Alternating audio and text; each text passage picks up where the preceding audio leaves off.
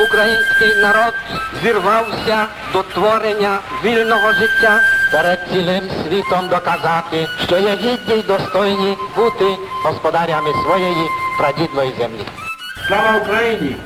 Розбудова Карпатської України відбувалася зовсім недовго, лише кілька тижнів, так як згідно Віденського арбітражу головні міста Закарпаття, Ужгород, Мукачево і Берегово були анексовані на користь Угорщини, і потрібно було вирішувати уряду Волошина переносити столицю і в інше місто. Були два варіанти – або Свалява, або Хуст. Але так як Свалява дуже близько з західної сторони, то було вирішено перенести столицю в місто Хуст більш до центру території, яка залишилася в складі Карпатської України.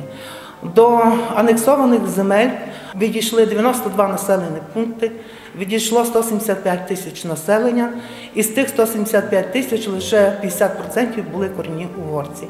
20% складали українське населення, 10% складали чехи, словаки і 30% інші народи. Було несправедливо поділена територія, так лише на прикладі міста Ужгорода можна сказати, що він був розділений на дві частини. Тут під замком мала станція, яка біля нашого басейну, вона була в складі Карпатської України, а інша частина, де з великим вокзалом, вже в складі окупованої Угорщини. Так само були поділені окремі села. Ну і уряду Августина Волошина потрібно було дуже швидко, моментально вирішувати всю господарську роботу по переміщенню установ, банків, навчальних закладів на території Карпатської України. Виділялося лише один тиждень, з 3 по 11 жовтня 1939 року. Я лише вчора перший раз прочитав у спогадах сподвижників Августина Волошина, що коли він був присутній у Відні, коли рішалася доля наших земель, що в нього тоді від такого нервного переживання стався такий сердечний такий зрив. Перший раз я це прочитав, ніде раніше не зустрічав. І можна було поспівчувати Августину Волошину, що яка доля його чекає в майбутньому і скільки треба було вирішити складних питань.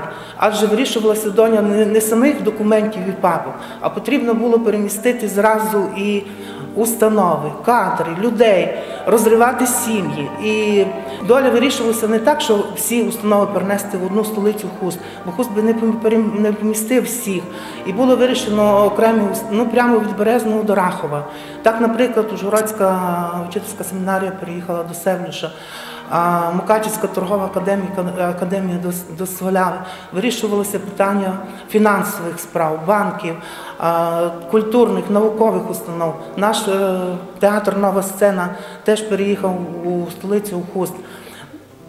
І важка доля уряду Карпатської України теж настала і чекала їх і в місті Хусті, адже 600 кілометрів кордону, які опоясував наші землі, були незахищені. І вирішувалася справа якраз і наших кордонів. І в місті Хусті потрібно було вирішувати зразу, моментально питання заспокоїти населення, тому що всі важливі шляхи, залізна дорога, електростанція, склади, елеватори залишилися на угорській землі. Виникли нові труднощі і в політичному житті, так як в цей час на території Закарпаття було багато політичних партій, а готувалося питання Сойму Карпатської України. І тому було вирішено у січні 1939 року ліквідувати всі партії, створити Українське національне об'єднання, одну велику партію, яка би готувала населення до проведення Сойму. Український народ зірвався до творення вільного життя. Перед цілим світом доказати, що є гідні й достойні бути господарями своєї прадідної землі. Слава Україні!